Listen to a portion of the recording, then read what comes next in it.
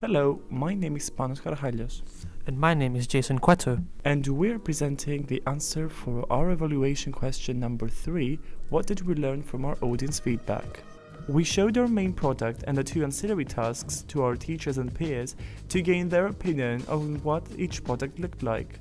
They gave us positive feedback which could be considered as what the audience like in similar media products, but they also gave us negative feedback which could be considered as what we can improve in each product to have the successful result that we need. To begin with, I'm going to explain the different kinds of audience feedback that we received. Formative feedback refers to an ongoing feedback during the construction or progression of our TV documentary. This can be in form of audience feedback via YouTube, face-to-face feedback, and many more. This benefits the production of our product because it will highlight the strengths and weaknesses of it and thus improve upon based on the audience feedback given to us.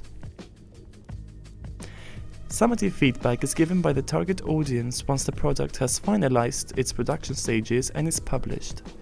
Summative feedback is normally in a form of comparison with the mark scheme, and in order to get the most out of the mark scheme, we need to be meeting the objectives that are considered for a highly marked documentary. Both formative and summative feedback play a crucial role for the construction of our TV documentary because firstly, when we constantly seek audience feedback from our peers, it is easy to monitor the growth and adjust the product to ensure continuous improvement. To begin with, we took advantage of the formative feedback that we received in our Adobe Spark video. From this feedback, we learned that the audience liked the cut to the beat technique that we used to create more interest as well as suspense. Hence, we thought that it would be essential to include this technique in our main media product as it would be a more entertaining and fascinating way to present an aspect of our documentary. The second comment that we received in our Adobe Spark video suggested that we could add some more information in order to be more precise. Hence, we learned that we need to include much information in order to make sure we're clear about the subject we're talking about in our product. Secondly, in our preliminary editing of our documentary, we asked our audience to provide us with some formative feedback about which music to use in the introduction of our documentary. Our first choice was Art of Silence and the second choice was Lucid by Liquid Memoir.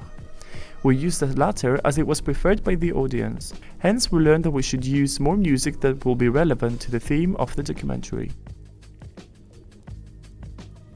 Throughout our two drafts of our documentary, we took much audience feedback into consideration in order to make some improvements to our product so that we can have a successful final product.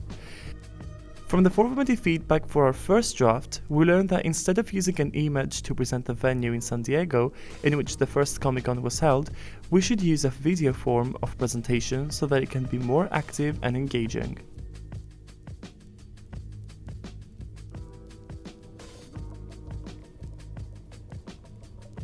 Furthermore, we also learned that we need to present our statistical information in a better format so that it can be more appealing and captivating so that the information given can be absorbed.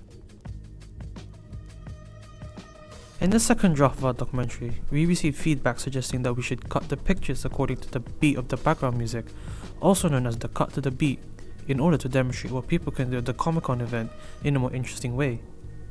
As we used this technique in our Adobe Spark video and received some positive feedback about it, we thought that it would be very beneficial for the documentary to include it since it will match the theme and style of the product. Hence, we learned that in order to have an effective result from our product, we will need to present it in a more engaging and entertaining way. Moreover, a part of the feedback was also about the abrupt way in which the music of the introduction was cut when the presenters were about to speak. From this part, we learned that we should have a smoother cut of the music of the documentary so that we can have a smoother transition. The last part of our feedback was about the clarity of the visual demonstration of our statistical information. Specifically, the scale information was not clear as the audience could not distinguish which one, Marvel or DC, was mostly preferred by the audience. Hence, we learned that we should be clear when giving statistics information, both in audio and vision, so that we can make sure that it is clear to the audience. As for the radio advert, we received positive feedback and we learned that using upbeat music can be very beneficial as it matches the energetic theme of the documentary. It was also mentioned that it would be effective to include the time, date, and channel that the documentary is going to be broadcasted in 2 times. This would be an effective choice to make, as we could make sure that the audience knows where and when the product is going to be broadcasted.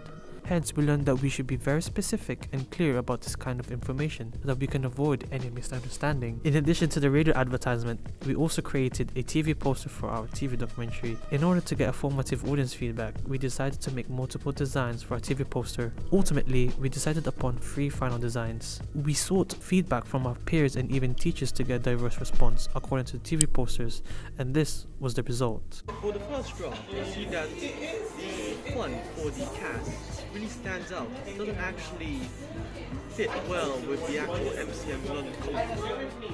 In addition, I would like to see the 3 other casts put into this draft. As you can see, we only have 1 split into like half. From the video presented, the first audience feedback mentioned that the font did not match with the logo of Comic-Con. Therefore, for our final TV poster, I learned to select a suitable font which would match the logo of Comic-Con. Finally, with the first TV poster, the interviewer was not keen on only having 1 cast. As a result, for the final draft, I learned that it would be effective to include the 3 main presenters that were involved in the TV documentary. Myself was not included because I was working behind the scenes. It looks okay, but the people look a bit too serious and they don't really go with the background properly because they're like, you could see them there, but I feel like if anything there should be like an actual background. As for the second audience feedback, the interviewer talked about the facial expression of the cast as too serious. As a result, I thought of a solution to eliminate this flaw by making the 3 casts in cartoon mode. This would make the TV poster appear childlike, light-hearted, and influencing a friendly feeling to the audience. Thus, we learned that we should have a poster that would match the energetic theme of the documentary, as there is a contrast in the moods between the 2 products. The third poster, however, because it's in cartoon format rather than photographic images of the characters, I think is more in keeping with the nature of the event that it's promoting, and I like the skyline, the blacked out skyline of London in the background.